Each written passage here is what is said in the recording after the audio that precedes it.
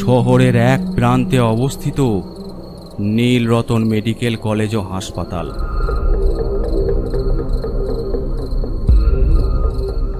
100 বছরের পুরনো এই হাসপাতালের পিছনের অংশটি হল মর্গ, যেখানে পুরনো গাছপালা এমনভাবে দাঁড়িয়ে আছে যে দিনের বেলাতেও সূর্যের আলো পৌঁছাতে ভয় পায়।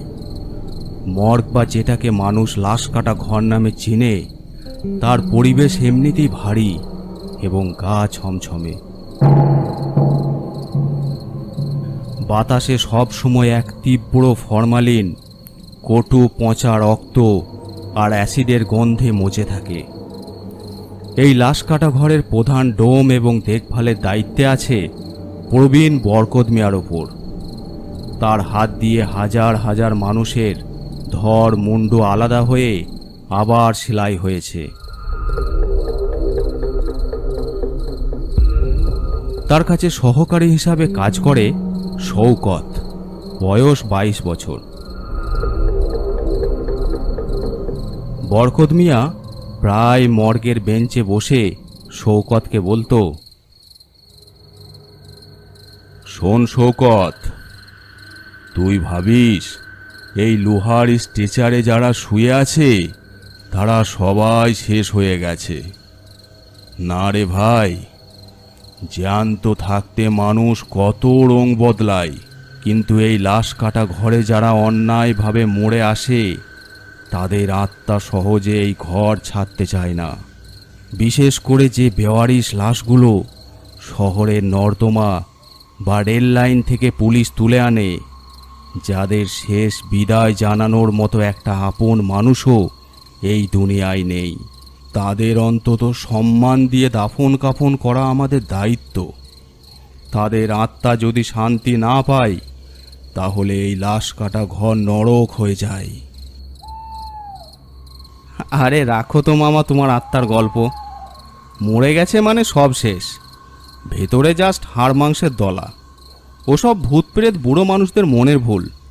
বিজ্ঞানের যুগে এসব কথা শুনলে লোকে হাসবে।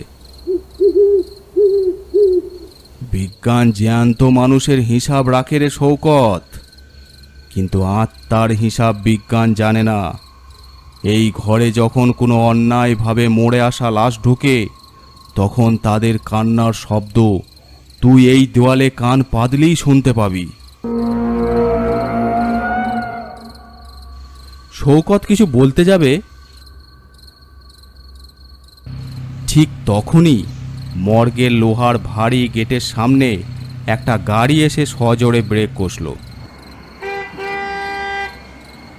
গাড়ি থেকে নামলেন লোকাল থানার ছোট দারোগা রফিক সাহেব, সঙ্গে 2 জন কনস্টেবল। তারা ধরাধরি করে স্ট্রেচারটা নামালো। প্লাস্টিকে মোড়ানো লাশটা, যা থেকে অলরেডি একটা কটু দুর্গন্ধ ছড়াচ্ছিল। মামা দেখো, পুলিশ এসেছে। এই মাঝরাতে আবার কোন কেস নামাচ্ছে কে জানে।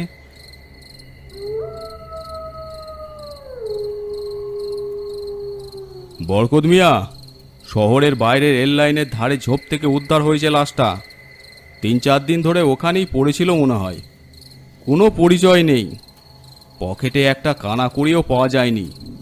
একদম বেওয়ারিশ কেস, কিন্তু লাশটার যা অবস্থা করা হয়েছে, উফ, আমার 25 বছরের চাকরির জীবনে এমন দেখিনি। কাল সকালেই বড় ডাক্তার এসে এটার পোস্টমর্টম করবে। আজ রাতে এটা লাশ কাটা ঘরে রেখে দাও। শওকত কৌতূহল সামলাতে না পেরে প্লাস্টিকটা একটু আলগা করতেই তার মুখটা ভয়ে ফ্যাকাশে হয়ে গেল। সে 2 পা পিছিয়ে গেল। ওরে বাবারে, এটা কি দেখলাম মামা? এটা মানুষের শরীর নাকি কোনো হিংস্র জানোয়ার খুবলিয়েছে?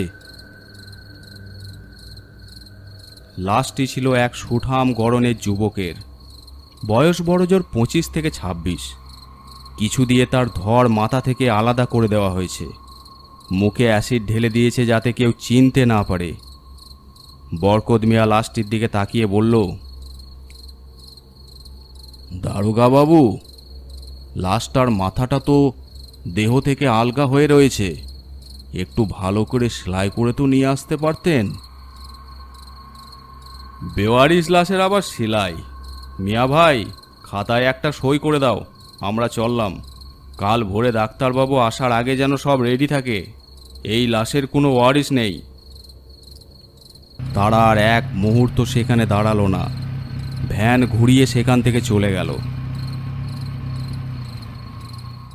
তারা যাবার পর মর্গে আবার নিস্তব্ধতা নেমে এলো।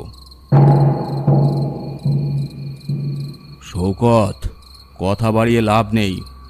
লাশটাকে ভেতরে টেবিলের ওপর তোল। কাল সকালে ডাক্তারবাবু কাটাকুটি করবে। বড্ড কষ্ট পেয়ে মরেছে রে ছেলেটা, মরেও শান্তি পায় নাই।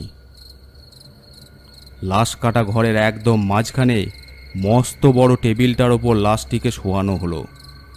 টেবিলের ওপর বসানো মস্ত বড় হ্যালোজেন লাইটের নিচে লাশটার অ্যাসিডে পোড়া মুখটা আরও ভয়ঙ্কর দেখাচ্ছিল। মামা, একটা কথা ভাবছি, এই যে লোকটার মাথা কেটে অ্যাসিড দিয়ে পুড়িয়ে দিল, এর মনে হয় শহরে কোনো গ্যাংস্টারের সাথে ঝামেলা ছিল, তাই না? খুনিটা বড্ড খচ্চর ছিল। শত্রু ছাড়া কি মানুষ মানুষকে এমন পশুর মতো কাটতে পারে রে শৌকত? মরার পর সব শত্রুতা শেষ। এখন সে খোদার দরবারে বিচারের অপেক্ষায় আছে।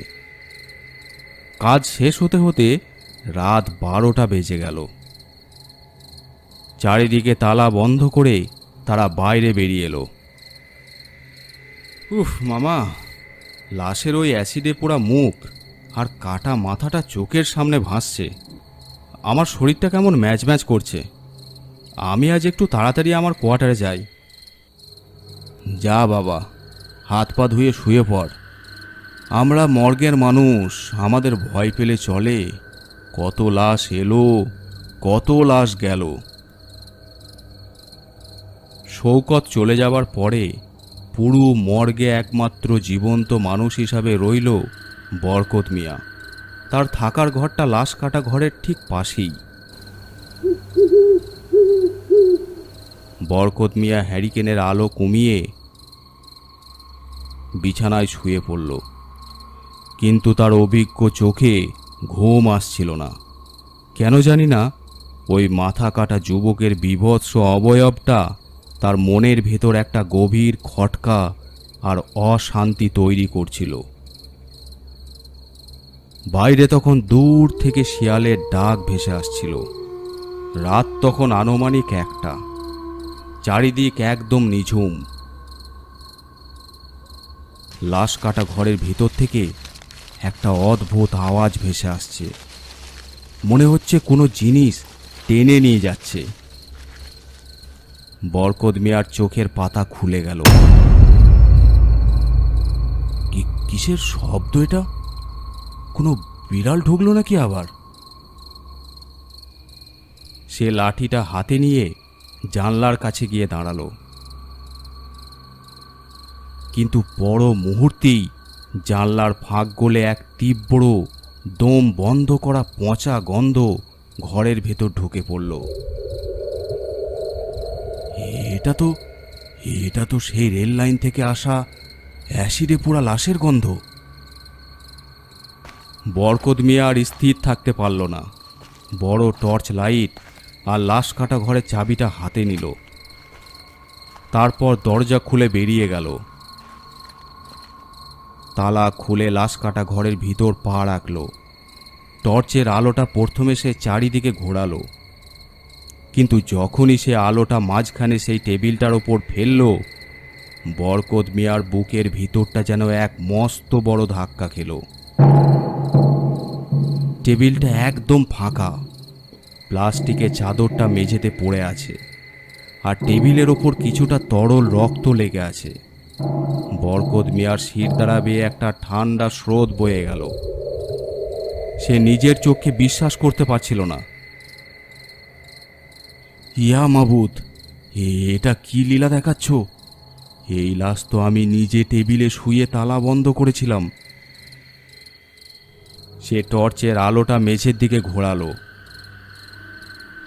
দেখল মেঝেতে ভেজা কাদা আর পচা রক্তের পায়ের ছাপ চলে গেছে লাশ কাটা ঘরের কোণে থাকা জানাজা খাটিয়াটার দিকে, যে খাটিয়াটা করে মাঝে মাঝে মুসলিম বেওয়ারিশ লাশগুলোকে দাফন করার জন্য বাইরে নিয়ে যাওয়া হয়।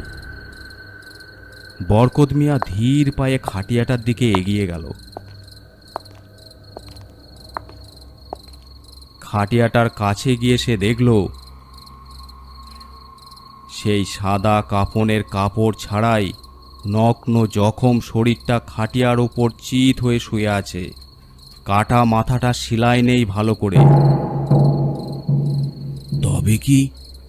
তবে কি কোনো জ্যান্ত মানুষ ভেতরে ঢুকেছিল?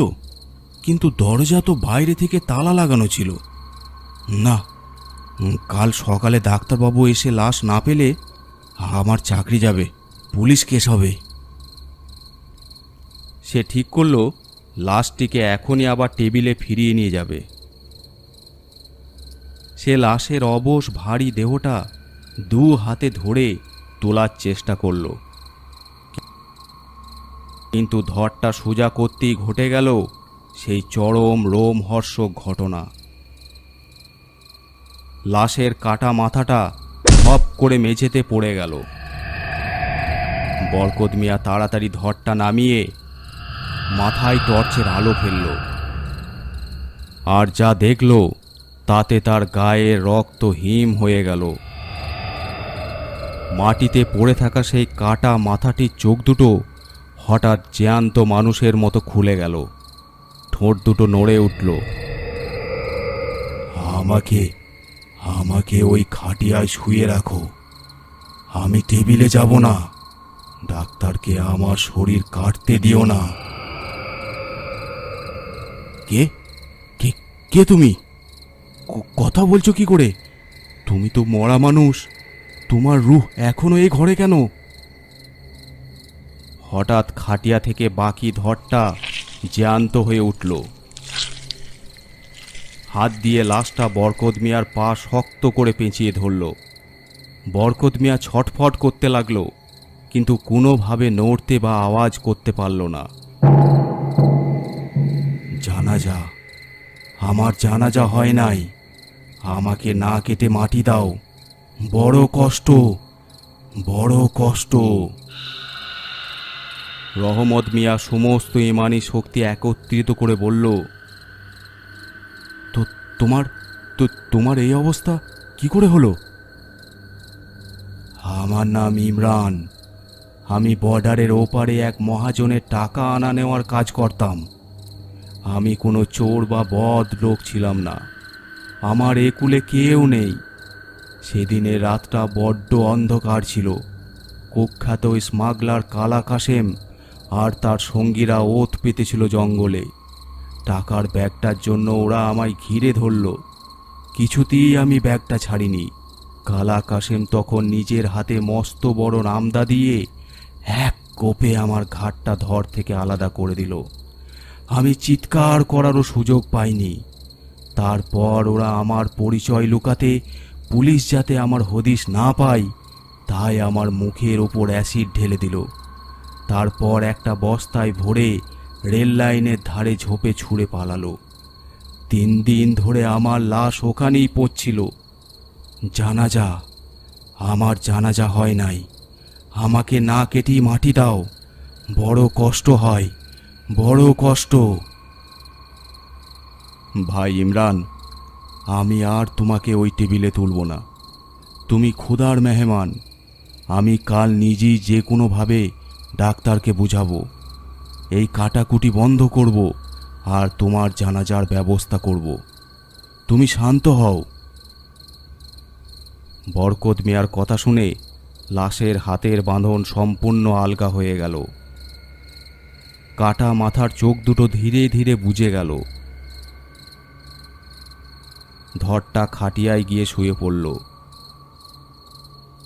বরকত মিয়া পরম যত্নে মাথাটি তুলে ধরের পাশে খাটিয়ার ওপর রাখল। বাকি রাত সে খাটিয়ার পাশেই বসে আল্লাহর নাম জপ করতে লাগল। বাইরে তখন কুয়াশা কেটে ভোরের আলো ফুটতে শুরু করেছে। সকাল 8টা বাজতেই শৌকত আর ডাক্তারবাবু মর্গে এলেন। শৌকত দরজা খুলেই অবাক। মামা, এটা কি? লাশটা খাটিয়ার উপর শুয়ে আছে কেন? কাল রাতে না আমরা টেবিলে রাখলাম? রহমত মিয়া, এটা কি ধরনের গাফিলতি? মরা মানুষ কি নিজে হেঁটে খাটিয়ায় গেছে? নিয়মের বাইরে কেন কাজ করেছো? বরকত মিয়া তখন দুহাত জোর করে ডাক্তারবাবুর সামনে এসে হাঁটু গেড়ে বসে পড়ল। ডাক্তারবাবু, আল্লাহর দোহাই, এই লাশের ওপর আর ছুরি চালাবেন না, এর ময়না তদন্ত করবেন না। পাগল হয়েছ বরকত? এটা সরকারি কেস, পোস্টমর্টম না করলে পুলিশের রিপোর্ট তৈরি হবে না। বরকত মিয়া তখন শৌকত আর ডাক্তারবাবুকে রাতের সেই ভয়ঙ্কর আর অলৌকিক ঘটনা খুলে বলল। হুজুর, ও শুধু নিজের ধর্মের নিয়মে জানাজা চাই। জানাজা না পেলে ওর পবিত্র আত্মা কবরে শান্তি পাবে না। মামা, তোমার বয়স হয়েছে, রাতে নিঘাত স্বপ্ন দেখেছ। যদি আজ ওই লাশের জানাজা না হয়, তবে এই লাশ কাটা ঘর কোনো দিন শান্ত হবে না। ডাক্তারবাবু বরকত মিয়ার মতো দীর্ঘদিনের অভিজ্ঞ আর গম্ভীর মানুষের এই আকুলতা আর চোখের জল দেখে থমকে গেলেন। বর্ডারের সেই নির্মম হত্যাকাণ্ডের বিবরণ শুনে ডাক্তারবাবুর মনটাও কেঁপে উঠল। ঠিক আছে বরকত মিয়া, আমি তোমার কথা বিশ্বাস করলাম। ফাইলে লিখে দিচ্ছি, শরীরের সমস্ত প্রমাণ অ্যাসিডে নষ্ট হয়ে যাওয়ায় ময়না তদন্ত অসম্ভব। আমি দাফনের পারমিশন দিচ্ছি, তুমি এর জানাজার ব্যবস্থা করো। ডাক্তারবাবুর অনুমতি পেয়ে বরকত মিয়ার চোখে আনন্দের জল চলে এলো। শৌকত, ঝটপট মসজিদের ইমাম সাহেবকে খবর দে, আর দোকান থেকে নতুন কাফনের কাপড় আর আতর নিয়ে আয়। শৌকত এবার আর বরকত মিয়ার কথা অমান্য করতে পারল না। সে তাড়াতাড়ি সেখান থেকে রওনা দিল। মাগরিব বাদ সন্ধ্যের সময় নির্জন গোরস্থানের সামনে ফাঁকা জায়গায় সেই ক্ষত বিক্ষত ইমরানের জানাজার ব্যবস্থা করা হলো। ইমাম সাহেব সামনে এসে দাঁড়ালেন। বরকত মিয়া, শৌকত, ডাক্তারবাবু আরও কয়েকজন মিলে জানাজার নামাজ পড়ার জন্য তৈরি হলো। ইমাম সাহেব অত্যন্ত ভক্তি ভরে সমবেত কণ্ঠে ওই বেওয়ারিশ যুবক ইমরানের জানাজার নামাজ পড়ালেন। জানাজা শেষে কবরস্থানের এক জায়গায় তাকে দাফন করা হলো। বরকত মিয়া আর শৌকত পরম শান্তিতে আবার তাদের মর্গের কাজে ফিরে গেল।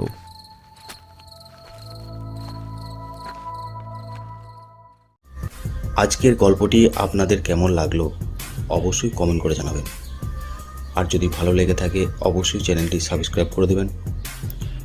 আর আপনারা যারা গল্প পাঠাতে চান আমাদের ফেসবুক পেজে ইনবক্স করে পাঠাতে পারেন, অথবা আমাদেরকে মেল করতে পারেন। এছাড়াও আমাদের ইনস্টাগ্রাম আইডি আছে, আপনারা ফলো করে নিতে পারেন। সব কিছুর লিঙ্ক ডিসক্রিপশন বক্সে দেওয়া আছে।